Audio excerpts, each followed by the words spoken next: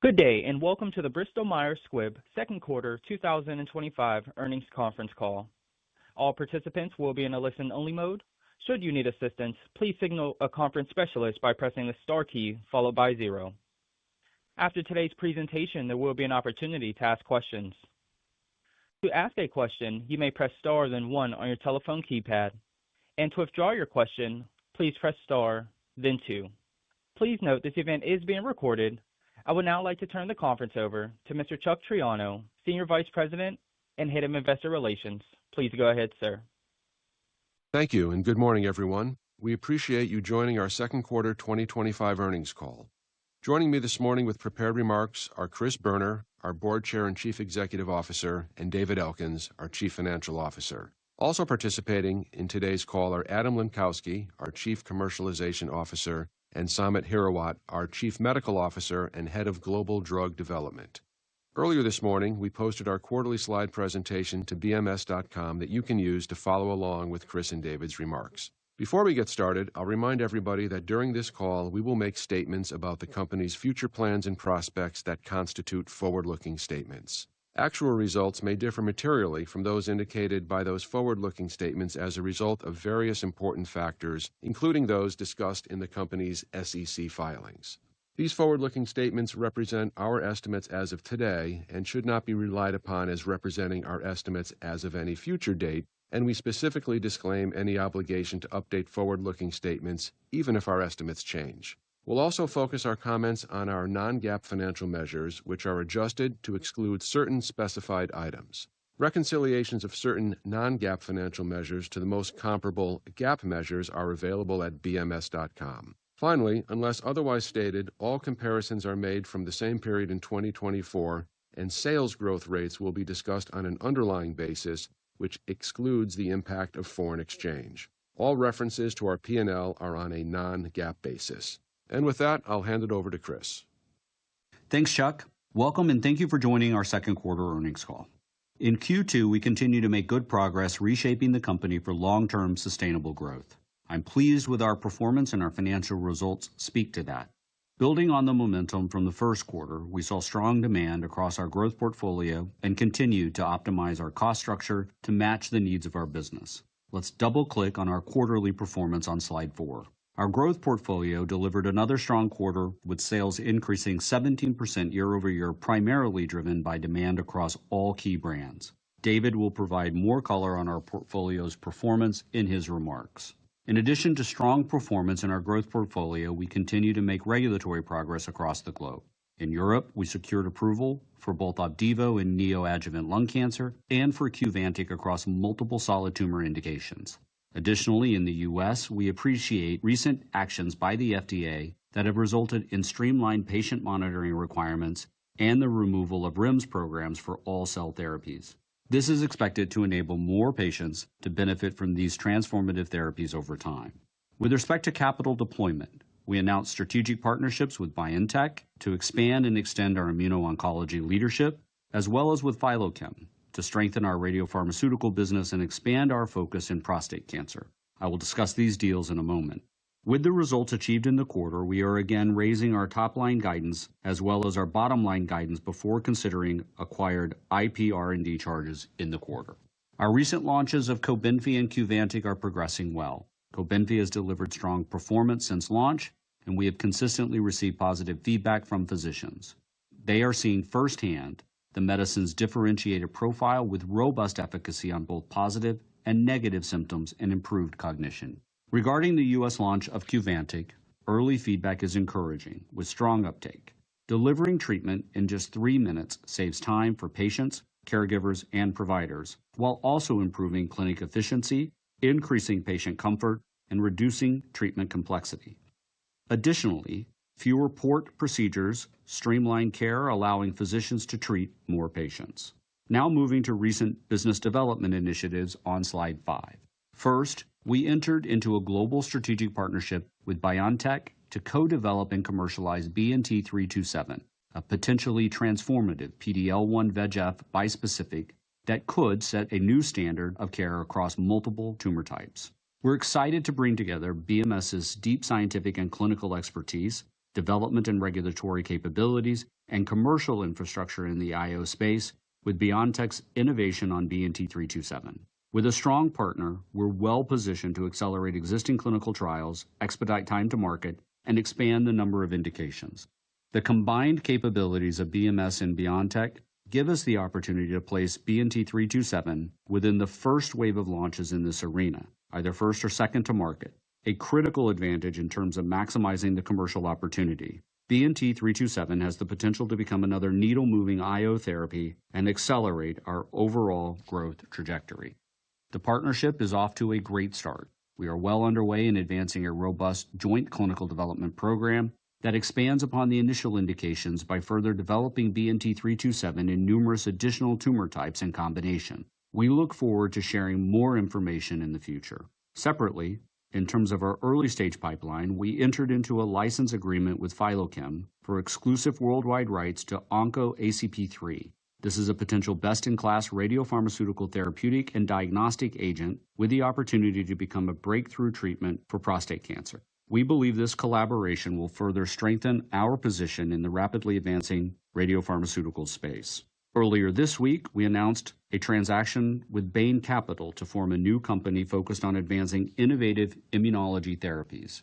As part of this transaction, we out-licensed 5 assets to a newly formed company, including 3 clinical stage compounds and 2 phase 1 ready compounds. This deal represents a compelling opportunity to accelerate the development of these promising immunology assets while also allowing BMS to participate in future value creation through royalties, milestone payments, and a roughly 20% equity stake.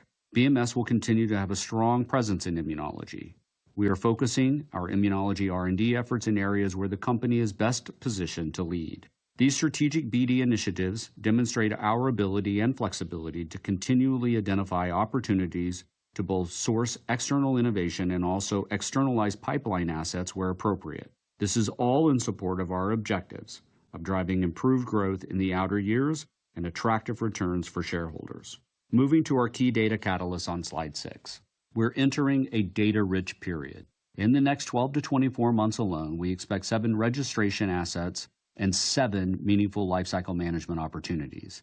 These represent important needle-moving events that can de-risk the pipeline and help shape our trajectory through the end of the decade. Recognizing we've had a few studies read out this year where results were not as expected, we are reviewing all of our near-term studies to best ensure the timely delivery of these programs with the highest probability of success.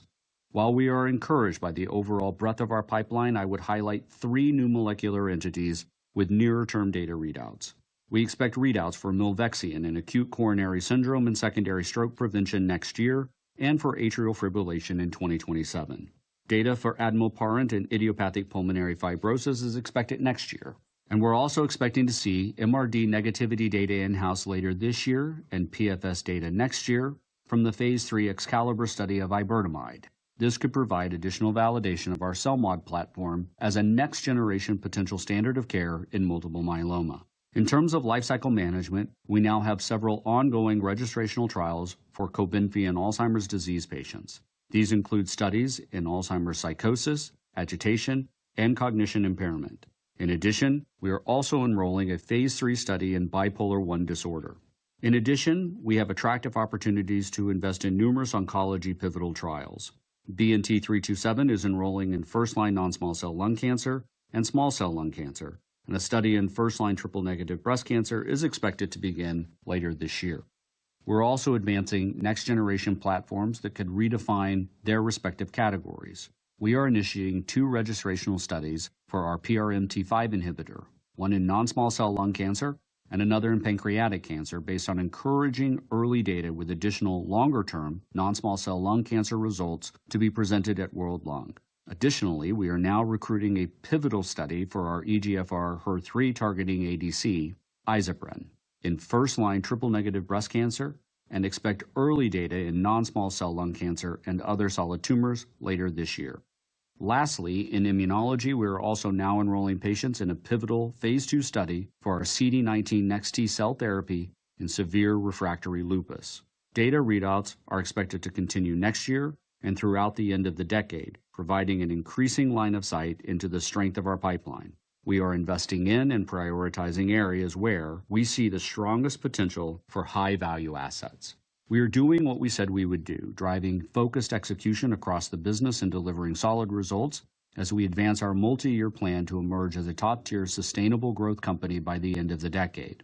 Finally, I want to welcome Dr. Christian Massachesi to BMS, who will be joining us starting tomorrow as Executive Vice President, Chief Medical Officer, and Head of Development. It's a pivotal time to lead our development organization given the number of key pipeline advancements we are making in the months and years ahead, and I look forward to the impact that he will be bringing to our pipeline and the team. I also want to thank Samit for all of his contributions and leadership during his 6 years at BMS and his commitment to groundbreaking science on behalf of our patients worldwide. With that, I'll turn it over to David. Thank you, Chris, and good morning, everyone. We continue to deliver strong performance in 2025. Our growth portfolio remains a key focus, and we are executing on driving top-line growth and prioritizing investments to ensure we are positioning the company for long-term sustainable growth. Now, turning to the second quarter sales performance on slide 8. Total company revenues were approximately $12.3 billion, reflecting strong demand across our business. Global sales of the growth portfolio increased approximately 17%, driven primarily by demand for our IO portfolio, Breyanzi, Reblozyl, and Camzyos. Let's start a review with the oncology portfolio on slide 9.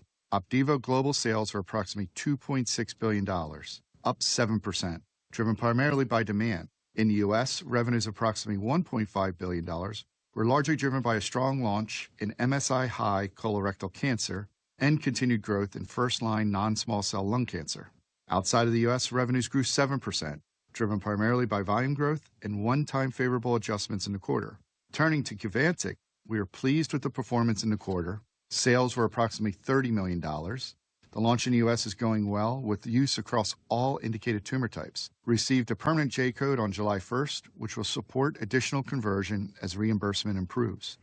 Due to the strong performance year to date, we now expect global Opdivo sales, together with Qvantig, to deliver stronger growth in the mid to high single-digit range for the full year. Now turning to our hematology performance on slide 10. Reblozyl global sales were $568 million in the quarter, and over $1 billion year to date, reflecting continued strength across our MDS-associated anemia indications. In the U.S., revenue growth was up 30% versus the prior year, primarily due to demand growth in first-line RS-positive and RS-negative MDS-associated anemia. Outside of the U.S., Reblozyl sales grew 46%, driven by continued demand across newly launched markets. Turning to Breyanzi, revenues were $344 million in the quarter. Global revenues grew 122%, reflecting strong demand across all indications and higher than expected infusions that benefited the second quarter. We expect strong second half, with sales skewed more towards the fourth quarter as the third quarter normalizes. In the U.S., sales were $255 million, more than doubling again this quarter, which reflects growth in large B-cell lymphoma, expansion from new indications approved last year, and improved manufacturing success rate. Outside of the U.S., sales were $88 million, nearly tripling due to strong demand and launches in new markets. Moving to our cardiovascular performance on slide 11, starting with Camzyos, global sales were $260 million, growing 86% due to robust demand. In the U.S., sales were $214 million, up 65%, driven primarily by increasing new patient starts. Sequentially, revenues grew 70%, driven by demand as well as a typical second quarter inventory build. And outside the U.S., sales were $46 million, reflecting launch momentum in over 20 markets. Eliquis global sales were $3.7 billion, growing 6% primarily due to strong demand, and U.S. sales grew 4% and ex-U.S. sales grew 12%. Moving to immunology on slide 12, Sotyktu sales grew 29% globally. In the U.S., sales increased 5%, primarily due to higher demand and an inventory build, which was partially offset by higher rebates associated with increased commercial coverage. We remain focused on driving further demand growth with our improved access position to help offset the impact of higher rebates. Now moving to discuss Cobenfy on slide 13. Cobenfy sales were $35 million in the quarter and $62 million year to date. The launch of Cobenfy is tracking as we expected. Weekly total prescriptions continue to grow, and we expect continued steady growth, with sales in the second half of the year higher than the first half. Now let's move to the P&L on slide 14. Gross margin was approximately 73%, primarily due to product mix. As expected, Operating expenses were approximately $260 million lower compared to the same period last year, primarily reflecting the results of our ongoing strategic productivity initiative. Our effective tax rate in the quarter was 16.1%, including the impact of the upfront charge for the BioNTech partnership. Overall, diluted earnings per share was $1.46 due to the strong performance in the quarter and includes approximately $1.5 billion or a 57-cent charge related to the BioNTech strategic partnership, which is reflected in acquired in-process R&D. Turning to the balance sheet and capital allocation highlights on slide 15. Our financial position remains strong, with roughly $13.9 billion in cash equivalents, and marketable securities as of June 30th. We generate cash flow from operations of about $3.9 billion in the second quarter. Our capital allocation priorities remain unchanged as we continue to take a strategic and balanced approach. Investing in our growth portfolio brands, along with business development, are our top priorities. We are on track with our plan to further delever our balance sheet and pay down $10 billion of debt by the first half of 2026 relative to our March 31st, 2024 balance. And we remain committed to returning capital to shareholders through our dividend. Now turning to our guidance on slide 16.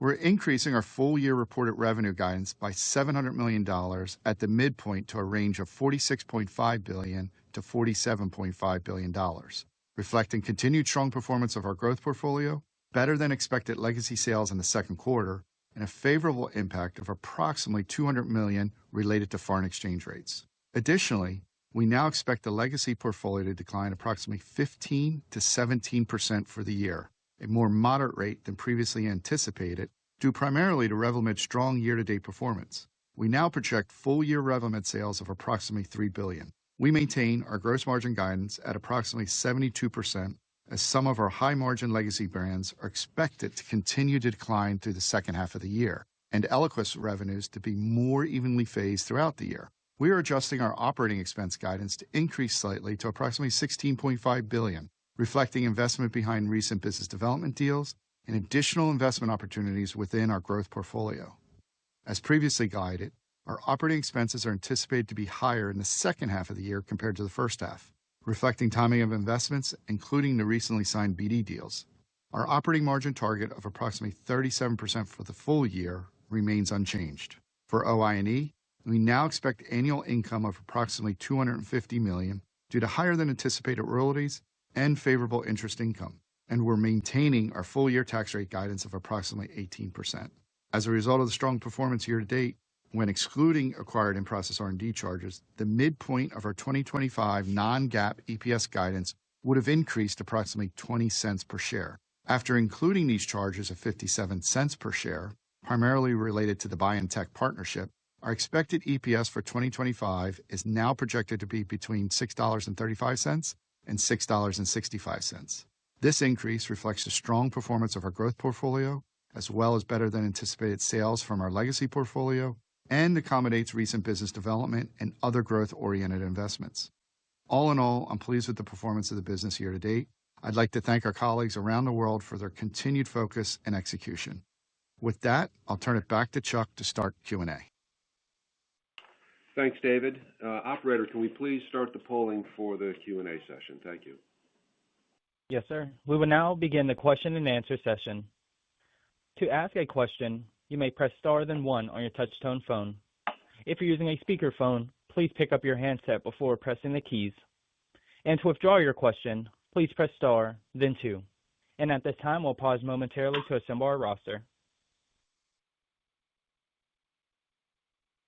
And the first question will come from Geoff Meacham with Citibank. Please go ahead. Morning, guys. Thanks for the question. Chris, you mentioned the upcoming period, which is very data heavy. I'm just looking at the phase 3 results this year. Are there any that you would call out where maybe you can still achieve the objective of either line extensions or label expansion? I know you probably have to have an FDA discussion, but I just am curious if there maybe is a faster path to achieving some of the line extensions that you intended to achieve. Thanks. Thanks for the question, Jeff. Let me just say a few things about the studies that have read out so far, and then maybe I'll turn it over to Samit to answer your question directly. First, as we look back at the studies that haven't gone the way we had anticipated, there are two things I think are important to keep in mind. The first is that when you look at those studies in totality, while they were meant to answer important scientific questions or clinical practice questions, they collectively have relatively limited impact on the long-term growth of the company. What is more important is whether or not those studies have any implications going forward. And we don't see any read forward from those studies to future opportunities. We feel good about where we are and the growth potential, as well as the importance of those studies that we'll be reading out over the next 12 to 24 months in order to shape that growth trajectory. But Samit, maybe you can comment on the studies that I've read out this year. Yeah, thank you, Chris, and thank you, Jeff. I think one of the examples of how we think about deeper review of the data would be, let's say, independence trials for Reblozyl, for example. As we've communicated, we look deep into the data, and there is clinically meaningful impact that we do see not only on the primary endpoint of transfusion independence, but also as we think about the other endpoints. And so based on that, we are right now planning to interact with the health agencies around the world to ensure that we give the best chance for the drug to be able to show its activity and provide a much-needed therapy for unmet medical need in anemia-associated myelofibrosis. And we'll continue to watch out if there are other opportunities for other molecules as we go through the rest of the year. Thanks, Jeff. Great. Thanks, guys. Yep, sure. Next question, please, operator. The next question will come from Courtney Breen with Bernstein. Please go ahead. Hi, guys. Thanks so much for taking the call this morning. We really wanted to focus a little bit on kind of the macro pressures or the industry pressures that you guys are facing, and you announced recently the direct-to-consumer offering in conjunction with Pfizer. Can you give us a bit more context on kind of why this felt like it was the right time to announce this deal? Was this a direct kind of mandate or agreement with this administration? And is this potentially a platform that you may look to utilize with any of your other products over time? And what kinds of products might be the right ones to fit into a platform like this? Yeah, thanks for the question, Courtney. Maybe I'll start and then I'll turn it over to Adam. Look, we're pleased that we were able to implement this program with Pfizer. I think this administration has actually done a nice job highlighting the need to cut out the middleman from the U.S. healthcare system. Remember, roughly about half of every dollar spent on a branded medicine goes to someone who took absolutely no R&D risk in the creation of that product. And the Eliquis direct-to-patient offering is a way for us to offer meaningful decreases in out-of-pocket costs for patients, increase transparency, and take a step, as the president has suggested, in cutting out traditional middlemen. But maybe I'll have Adam speak to the program more specifically.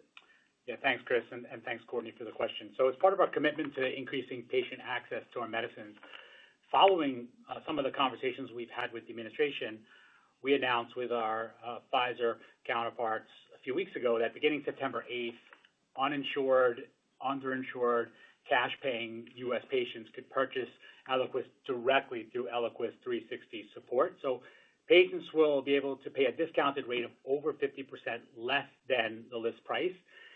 And as Chris was alluding to, we've heard from patients, policymakers, prescribers have all called for simpler, more affordable, more transparent access, and now patients will have full transparency into their costs, and it cuts out the middleman there. So we're launching this new direct-to-patient option as part of our commitment to increasing patient access and affordability. The only other thing, Courtney, just to your question about whether there may be other opportunities, we're obviously going to continue to look within our own portfolio to see if there are opportunities where that makes sense. And I think we'll also continue to be looking across the industry for other potential opportunities. So more to come on that. Thanks, Chris. Let's move to our next question, please. The next question will come from Chris Schott with J.P. Morgan. Please go ahead. Great. Thanks so much. Just a two-parter on Cobenfy. Maybe just first on the launch dynamics. I would love just to hear what you see as the primary hurdles to adoption for physicians at this point, given reimbursement, et cetera, in place. And the second part was, as we look forward to the Alzheimer's psychosis results coming later this year, maybe just help frame out expectations in terms of the magnitude of benefit you feel you need to show to see adoption here, and would the study alone be enough to support a filing? Thanks so much. Thanks for the question, Chris. Maybe I'll ask Adam to start on the first part and maybe hit on what the commercial threshold is for ADP, and then Samit, you can give an update on where we are. No, thanks, Chris. Cobenfy is performing in line with expectations, and we're now tracking over 2,000 TRXs on a weekly basis. We expect to see steady TRX growth as we continue to execute our plan. And, we're still in the early stages of launch. And as we previously communicated, we knew it was going to take time to change what's been decades of entrenched prescribing behavior. And indeed, I think that's been the case. Physician feedback continues to be very positive regarding Cobenfy's differentiated profile. And what's encouraging is that the vast majority of physicians have indicated an intent to prescribe Cobenfy. So we're making steady progress with adding number of new trialists as we're growing trialists each week. But we definitely have an opportunity to continue to accelerate breadth and depth of prescribing. So let me talk a little bit about what we're doing and also some of what we're hearing. First, we're increasing the size of our community field force to increase the reach and frequency, as we know it takes multiple calls to change physician behavior. For your question, the most common question that we receive from physicians is how to switch. And we're focused on clarifying switching approaches from D2s to Cobenfy through peer-to-peer initiatives, introducing real-world data, and we also have a phase 4 switch study that reads out at the end of the year, I think all of which will help build physician confidence. And then finally, we're expanding into the hospital setting. So this is a planned sequence launch, first into the community, then into the hospital, and that opportunity to drive new patient starts. Patients are typically maintained on treatment from the hospital and then moved into the community. So in the hospitals, around 20 to 25% of NRXs initiated there. So based on all the leading indicators we're seeing, we're confident that Cobenfy is going to be a big drug in schizophrenia, and longer term will be fueled by additional indicators such as our Alzheimer's program. So I'll turn it over to Samit to talk about the Alzheimer's program. Yeah, thanks, Adam, and thank you, Chris, for the question as well. So Cobenfy, from an Alzheimer's disease perspective, we remain confident in the product and certainly are conducting all our clinical trials with that mindset, not only in the psychosis program, but also for agitation as well as cognition. For ADAPT-2, we're certainly looking forward to the database lock, and we remain blinded to that data at this time. As Chris mentioned earlier during his prepared remarks, we are also reviewing our pre-studies to make sure that internally we give the highest probability of success to all of our programs, and specifically as it relates to ADAPT-2, in preparation of that database lock, we are conducting the clinical trial site reviews. That could impact the timelines a bit, but with that said, we are still targeting the top-line data by the end of the year for ADAPT-2. As far as the filing is concerned, as I think has been mentioned already, we are conducting 3 studies in Alzheimer's disease psychosis, ADAPT-2, ADAPT-4, ADAPT-1. ADAPT-4 and ADAPT-1 will read out in 2026, and so 2 of the 3 studies need to be positive for us to be engaging the health authorities for a filing and registration purposes. We are glad where we are in terms of our enrollments and looking forward to the data readouts. Great. Thanks, Samit. Next question, please. The next question will come from Evan Seigerman with BMO. Please go ahead. Hi, guys. Thank you so much for taking my question. I wanted to touch on some of the rationale for partnering with BioNTech and specifically what you saw in their PD-L1 VEGF bispecific. There's a lot of assets out there. What attracted you to the partnership with them? Maybe walk me through some of the differentiation and how you can work with them to accelerate this to potentially be early kind of in the class of assets. Thank you. Sure. Maybe I'll just say one word, and then I'll turn it over to both Adam and Samit. First, as I mentioned in the prepared remarks, we're excited about the opportunity that we have with BioNTech. We think this is going to be a really value-added partnership for us going forward. One of the things that was particularly attractive was this is an asset that is in a position to be either first or second as this technology evolves. And we know from our experience in immuno-oncology with Opdivo that positioning in the marketplace is really important. And so that was one of the factors among many that attracted us to the BioNTech partnership. But maybe Adam, you and Samit can pick it up from there. Yeah. Thanks for the question, Evan. So our partnership with BioNTech, I think, has the potential to enhance our growth profile in the back end of the decade into the 2030s while strengthening and diversifying our oncology portfolio. As you know, we've been a leader in IO now for well over a decade, and we do believe that BNT327 has the potential to become a new standard of care for many patients and could transform the current landscape as a backbone of cancer treatment. So Chris talked about the importance and certainly a learning from Opdivo. Coming to the market and being able to leapfrog to go into a first or second position across tumors is critical. So our focus, and Samit will touch on this, is around speed to market. We also have the infrastructure in place. We can leverage our capabilities that we've built over years, commercializing now 3 IO agents. And so by leveraging our leading commercial and operational capabilities with BioNTech's scientific expertise, we can help accelerate and broaden the development of the program and explore new indications to maximize the potential. Yeah, and just to build on what Adam just said, look, with 2 validated targets on a bispecific, PD-L1 and VEGF, the specificity of delivering the drug to the tumor because of expression of PD-L1, that brings a differentiation compared to the PD-1 VEGF inhibitors. Of course, we'll need to continue to watch out the evolution of the data across the tumor types that these drugs are being explored in, but certainly very excited to provide our help as well as support in the collaboration because of our footprint in 50-plus countries to conduct clinical trials. Initiation of the clinical trial, certainly, as Chris mentioned earlier, is in small cell lung cancer, non-small cell lung cancer, and triple-negative breast cancer. But there's a large CDP that is being built right now, and we'll be able to share that later in the year. Right. Thanks for the background. Next question, please. Your next question will come from Louisa Hector with Berenberg. Please go ahead. Hello, thank you for taking my questions, and maybe a quick thank you to Samit for all the insightful dialogue over the years, and good luck. So I wonder if you could quantify the stocking and any gross to net impact. Quite a few mentions, but I don't know if you have the numbers sort of year on year as well as the Q2 sequential. And then perhaps on the immunology collaboration with Bain, the spin-off, just a little bit more color on the rationale for those particular assets going out. Will you have opt-in rights? And are there any other therapy areas where this externalization approach might be useful? Thank you. Thanks for the question, Louisa. I'll ask David to take the stocking in the first part of the immunology question, then maybe Samit, you can chime in as well. Yeah, on the raising our guidance by $700 million, most of that's driven by demand. And as we take a look at it, about a little less than $200 million was related to FX, and the majority of that is in our legacy portfolio and in our IO portfolio, which is where more of that business is relative to our growth portfolio is outside the U.S. And the remaining $500 million is pretty much evenly split between the growth portfolio, the pervasive strength that we saw across many of the brands that I talked about in prepared remarks.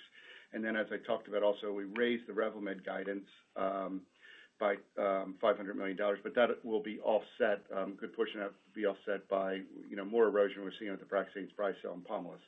But overall, it's a strong raise. We're really pleased with the performance of the growth portfolio and seeing that going into the remainder of the year. Your last question, there was very little stocking, that we saw within the quarter. So this is good underlying demand growth. And just to add to what you asked and what David just said, from an immunology perspective, we've always talked about 3 elements of targeting the immunological diseases: inflammation, resetting the immune system, and then creating a homeostasis. And within the inflammation part, we do have Sotyktu, which is already approved in psoriasis. We recently submitted around the world applications for psoriatic arthritis, and we are pursuing additional indications in SLE and Sjogren's syndrome. We have LPA1 in IPF and PPF, as we heard before. IPF will read out next year. But what we're truly really excited about is the resetting of the immune system through the use of cell therapies, and that's where the emerging data is quite exciting as we think about SLE, and more data that will be emerging in systemic sclerosis, myositis, MS, as well as myasthenia gravis. And with the initiation of the pivotal trial, now we have to enroll that as quickly as possible, and in a couple of years, start to see how we can impact that disease in a positive way. And just to sort of dovetail back on the rationale for this particular agreement with Bain and how we would think about this going forward, the creation of the new company centers around 5 assets. 3 of those assets are clinical stage, 2 are phase 1 ready. We have been discussing, as you know, for the better part of the last 18 months, being diligent to Samit's point around portfolio prioritization, focusing on those areas where we have a right to win. And as you do that, there are naturally projects that may not make the pay line for us, but still have compelling science or commercial opportunity, and this agreement is a nice way for us to continue to progress those assets while retaining the ability to benefit from any upside. And of course, we'll continue to look at innovative ways to do precisely that as we go forward. Whether or not we'll be able to leverage a mechanism like this remains to be seen, but we really like this particular structure for these assets, and we're happy to have kicked this off with Bain. Great, thank you. Operator, next question, please. The next question will come from David Amsellem with Piper Sandler. Please go ahead. Thanks. I wanted to ask about Camzyos and particularly competitive dynamics with a second myosin inhibitor potentially entering the market by the end of the year or early next year. I guess my question here is, how are you thinking about your ability to drive a steady cadence of new starts with the additional competition, particularly to the extent that aficamten's REMS potentially is less onerous in terms of echo monitoring? Just how are you thinking about that and your ability to grow the asset, not really this year, but longer term as competitive dynamics intensify? Thank you. Thanks for the question, David. We'll ask Adam to handle that one. Yes, David. So we've continued to deliver strong growth with Camzyos. We're very pleased with performance as we've continued to increase new patient starts, and we've established a strong revenue base, and we expect that to continue from the expansion of our prescriber base coupled with high persistency. The feedback on our REMS label change has been very positive. That eases the burden of echo requirements for both patients and physicians. And although it's still early days post the label change, we've seen physicians treat more patients at the COEs, and we're also making very good progress expanding in the community. As far as aficamten, we don't see any meaningful clinical differentiation there. Camzyos has set a very high bar for efficacy and safety. We have compelling real-world data across now thousands of patients, and we're continuing to grow that every week. And it's going to be important to see what their label looks like. But we remain focused on driving growth by broadening our prescriber base from the COEs into the community, and we will be prepared for aficamten when it comes to market, and we will maintain a consistent view that we will remain leaders in this space. Great, thanks, Adam. Let's move to the next question. The next question will come from Dave Risinger with Leerink Partners. Please go ahead. Thanks very much, and congrats on the strong financial performance. So, Chris, you had highlighted milvexian first when you discussed major pipeline candidates to watch in coming years. And since the street consensus only models 2032 sales of $2.3 billion, that reflects a lot of skepticism. So if you and maybe Samit could just help us better understand what you think investors underappreciate about milvexian's likelihood of success in secondary stroke, ACS, and AF. Thanks so much. Yeah, thanks for the question, Dave. Why don't we have Samit, you start, and then Adam, maybe you can speak to commercial opportunity. Yeah, thank you for the question, David. Of milvexian, we've spoken before about the way we have thought about the development plan. There were two well-conducted studies to define the doses, and the doses we differentiated as a single agent versus combination with a background of dual antiplatelet therapy. For atrial fibrillation, we chose a dose of 100 milligrams BID, and you saw the results from the competitor program where the doses did not hit, the overall event rate was much higher. We have the DMC that continues to observe our data sets. We've enrolled the 20,000 patients in the AF trial. We look forward to the outcomes, but certainly the overall event rate remains low in that program at this time. For secondary stroke prevention and ACS, again, those trials are enrolling really well, and we have chosen the doses of 25 milligrams BID to be able to give a safe region of dosing these patients because of the background of dual antiplatelet therapy. Again, DMC continues to look at the data, and the studies continue, and next year we'll be reading out. So I think there is an underappreciation of the differential dosing patterns that we've chosen for the two, and what we observed in the phase 2 programs in TKR as well as SSP that supported these studies. Yeah, from a commercial perspective, Dave, this is a significant commercial opportunity across all three indications. We think this has multi-blockbuster potential. So in atrial fibrillation, the fear of bleeding continues to be the main reason why clinicians hold back from using factor 10s in more patients. Approximately 40% of patients still remain untreated or undertreated, leaving them at risk for a stroke. And we know that's due to safety. We believe that a differentiated bleeding profile can drive demand in this, untreated, undertreated patient population. In ACS, also a high unmet need remains. 1 in 3 ACS patients are going to experience a second cardiac event within a year, and we know there's been very limited success in combining factor 10s with antiplatelet therapies due to bleeding profile. So we expect to show meaningful improvements on top of antiplatelet therapy. And finally, in secondary stroke prevention, similarly, around 25% of stroke survivors experience additional preventable strokes. And so you saw the data, the phase 2 data that reinforced milvexian's differentiated profile that showed a clinically meaningful reduction in recurrent strokes. So we believe there is a significant opportunity to combine antiplatelets with these new agents like milvexian and are not indicated due to the risk of bleeding. So, taken together, we're very excited about this program. Right. Thanks very much. Next question, please. The next question will come from Asad Haider with Goldman Sachs. Please go ahead. Great. Thanks for taking the question and congratulations on the results. Two quick ones. First, just with respect to the cost optimization program, can you just elaborate on how you're thinking about the pushes and pulls related to capital needs, given that you also have to support expenditures like the $40 billion announced CapEx, as well as large and potentially costly development programs related to expediting the PD-L1 VEGF phase 3 clinical trials in the wake of the BioNTech deal, and then you also have the debt pay down in BD.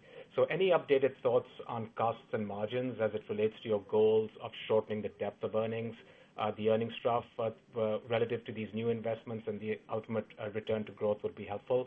And then two, just perhaps just very quickly on the DEP2, just given that's imminent, just remind us on how we should be thinking about the read across from that trial to a DEP1 and a DEP4 in 2026. Thank you. Thanks for the question, Asad. Maybe I'll ask David to start, and then Samit, you can quickly hit on DEP2. Yeah, Asad, thanks for the question. A couple of things. I think you hit on multiple points there. Cash allocation, capital allocation, but as well as margins as it relates to our productivity initiatives. And just as a reminder, we initiated a $1.5 billion initiative back at the end of 23, knowing that we had several business development deals that we had to fund.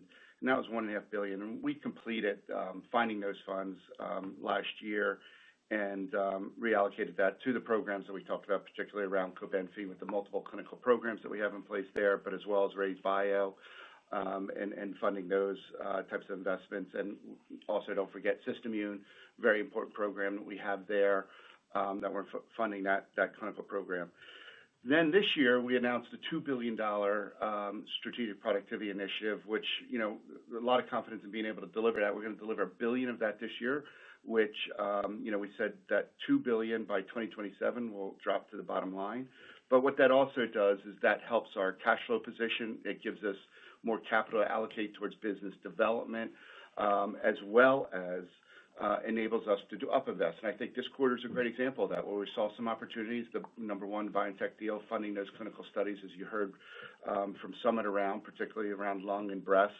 But also what that enabled us to do is, Adam had some up investment opportunities in the growth portfolio, and we were able to invest behind those. So we feel really good about the capability that we're building here and the ability to reallocate resources that are going to drive growth and strengthen the long-term growth profile of the company at the end of the decade. And the last thing I'd say is, we have a significant number of phase 3 programs that are ongoing right now. And as Chris talked about, over the next 18 to 24 months, we have iberdomide, mezigdomide phase 3 programs coming down. We also talked about milvexian phase 3 programs that are reading out at the end of next year and AFib reading out. So we have a lot of phase 3 programs that are coming down, which enables us to reallocate those to the multiple phase 3 programs we'll be doing with Cobenfy and with the BioNTech partnership. So I'm just really proud of the entire team and the amount of effort in these productivity initiatives in order to fund growth. Yeah, and just to take on the second question on ADAPT2, ADAPT1, ADAPT4, remember ADAPT1 is a study for relapse prevention, which is now a 36-week study because 12 weeks of open label period, and then the responders are randomized to then look for placebo versus the continuation of Cobenfy to see when the relapse occurs. And then ADAPT-4 is similar to ADAPT-2, except in ADAPT-4 we are paying more attention to enrollment of biomarker positive patients as well. So overall, as I said earlier, 2 of the 3 trials are required in terms of positivity to be able to engage the health authorities and discuss the approvals. So we're truly excited about that. Looking forward to the top line at the end of the year for ADAPT-2, and then next year will be ADAPT-1 and ADAPT-4. Great, thanks, Amit. Let's move to the next question, please. The next question will come from Seamus Fernandez with Guggenheim Securities. Please go ahead. Oh, thanks so much for the question. So just wanted to get a better sense. It sounds like the trajectory for Cobenfy continues to be quite, robust from your perspective. Historically, you've talked about other relative launches, like the launch of cariprazine as a good relative marker. Just wanted to get a sense of, if that,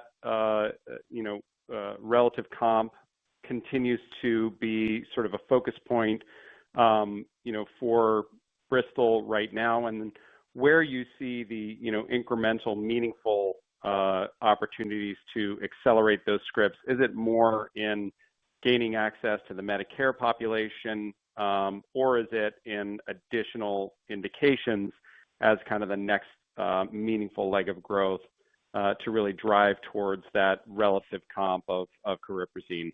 And then just a quick second question, really just kind of hoping to better understand how sustainable the spend is here relative to sales. It seems more like you're kind of modeling the spend relative to future sales to then be consistent with where the sales are likely to kind of trough.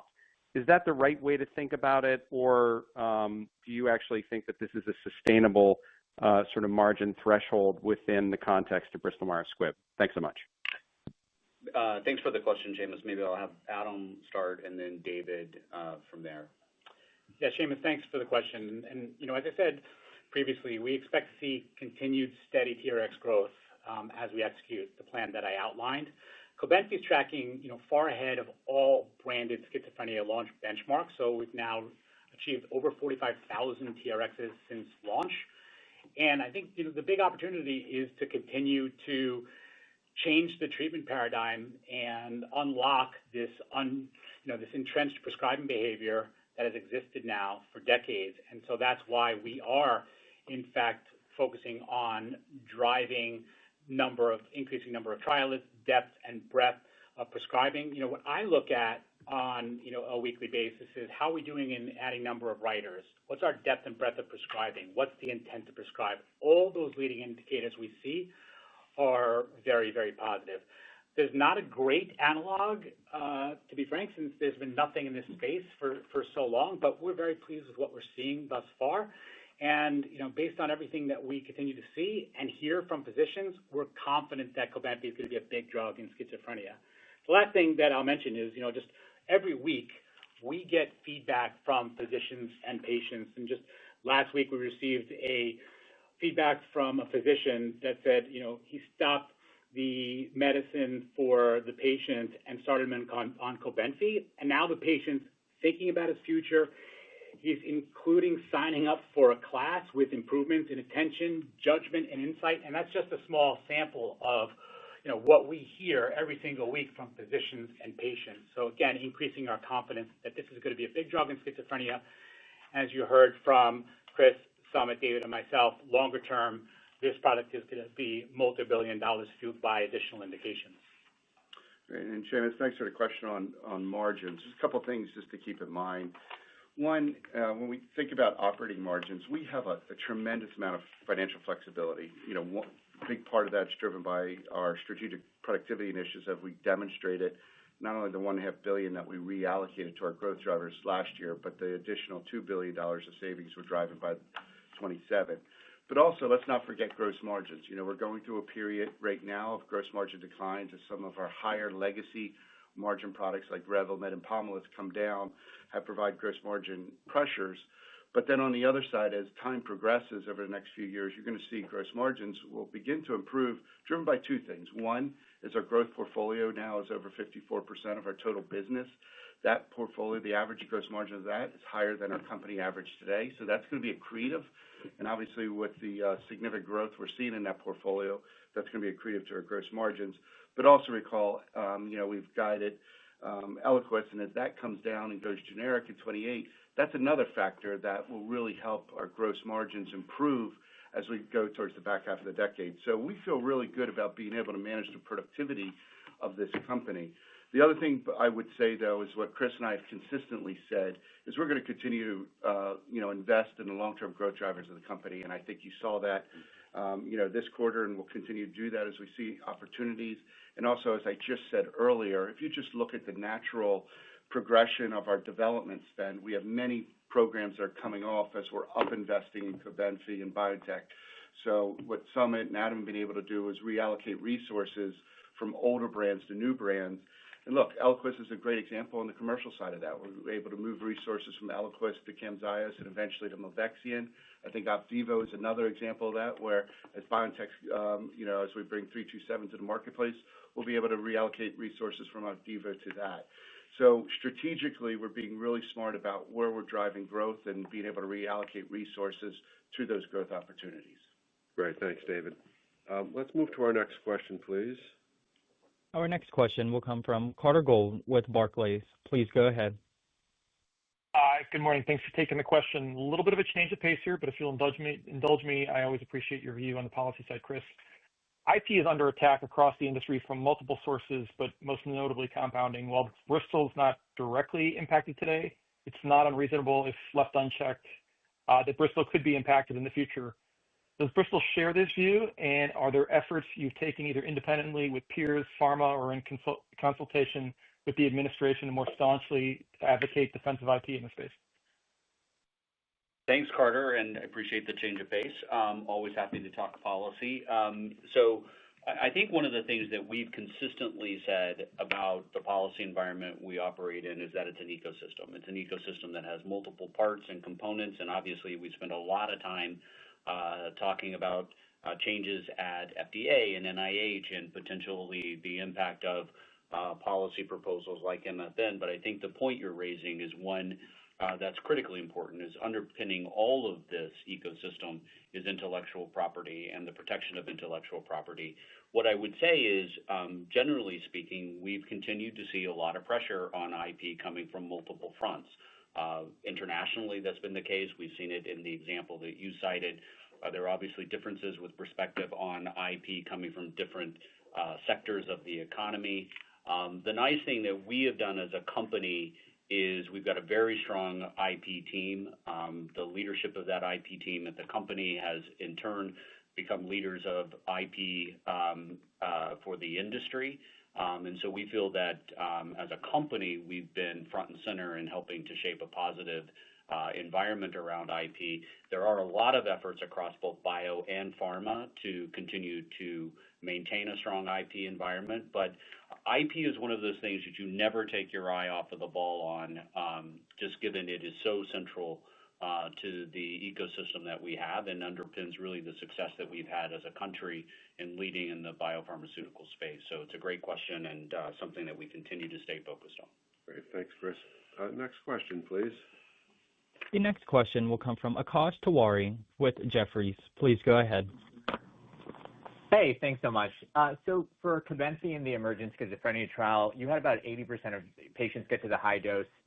Given there's a clear issue with dropouts in the original xanomeline study and there's a clear dose response, what percentage of patients do you think for your upcoming AD psychosis study get to that 150 or 200 mg dose? What dropout rate have you powered for this upcoming study? And then maybe stepping back, is Bristol still as bullish on the probability of success in the study as when the original Karuna deal was announced? And was there something about site conduct in the adjunct trial that made you concerned about it for the upcoming AD psychosis study? Thank you. I'll start off, and there's a lot of questions in there. I'll try and address as much as I can. Keeping in mind, We are at a place where we are totally blinded to the data, so cannot comment on the specificities. As you know, the trial is designed with 4 dose escalations on week 1, 2, 3, and 4. Of course, the fourth one, the 200 milligram of Cobenfy or KarXT with 20 of trospium, is an optionality, but of course dependent on the tolerability. Remember, there's a huge difference between AD psychosis trial that we are conducting versus the 30-year ago xanomeline-only studies that was conducted because of the tolerability issue, where patients did go off treatment much more, and the number of completers was limited because of the toxicity. So I would not necessarily draw true conclusions directly from that trial. Also, over there, when we talk about the impact on some of the endpoints, much attention was paid to the cognition endpoint, ADAS-Cog, where the analysis was conducted and the significance was seen only in the ADAS-Cog highest dose level. For the psychosis-related symptomatology, we did see dose-dependent improvements, but of course the paired-wise analysis was not conducted. We did see hallucinations, delusions, aggression, suspiciousness, all of those endpoints quite meaningfully impacted. So overall, we are really looking forward to the data from ADAPT-2, and that will help us guide in terms of the future discussions around this once the data are available. And what I would say just in general is just to close out that is that the company remains very excited about the potential for Cobenfy in Alzheimer's disease psychosis, as well as the underlying science behind that indication. Great. Thanks, Chris and Samit. Next question, please. The next question will come from James Shin with Deutsche Bank. Please go ahead. Good morning. Thank you for the question. One for Chris. Chris, you followed through with picking winners and calling losers from Bristol's pipeline. So once Christian settled into his seat, what sort of changes can we expect from the early stage pipeline or the business development strategy? And maybe should investors expect a shift in Bristol's trough? Thank you. Thanks for the question. Look, I think that we're doing everything we can as a management team today to do 2 things. One is shorten the time period that we're in a trough and make sure that we're driving sales as quickly as possible so that we can exit the decade with the strongest growth profile that we can. And you see that across the board, both with respect to the strength of the business in our existing growth portfolio, the fact that we've got a robust pipeline of mid to late stage assets that can continue to progress nicely, and the fact that we're continuing to be very disciplined so that we have the financial flexibility to, where it makes sense for the company, continue to source innovation externally. With respect to the impact that Christian will bring, look, I think in many respects, not just with respect to the early pipeline, but really across drug development, there's going to be a focus that we have on execution. As we've talked about, our pipeline and delivering on that pipeline is very important. And so we have to be acutely focused on strong execution. Christian has a very strong background in that, with that respect across his career, particularly with respect to his last company. Also, when you think about executing at scale, ensuring that you have the strongest, highest performing teams with the best people that you can find is going to be important. And again, he has a very strong track record there. The last 2 things I would say that we expect him to bring to the table are, first, a continuation of some of the work that Samit and his team have already started. Samit's really led an effort to rethink how we're thinking about drug development, everything from where and how we have our teams working to the employment of AI and technology. And we need to see that work continue and in some places accelerate.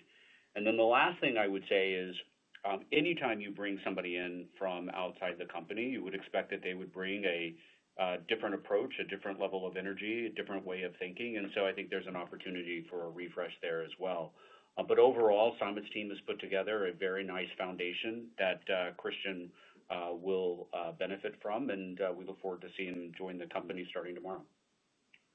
Thanks, Chris. And we know you all have a busy day with other companies reporting and other calls.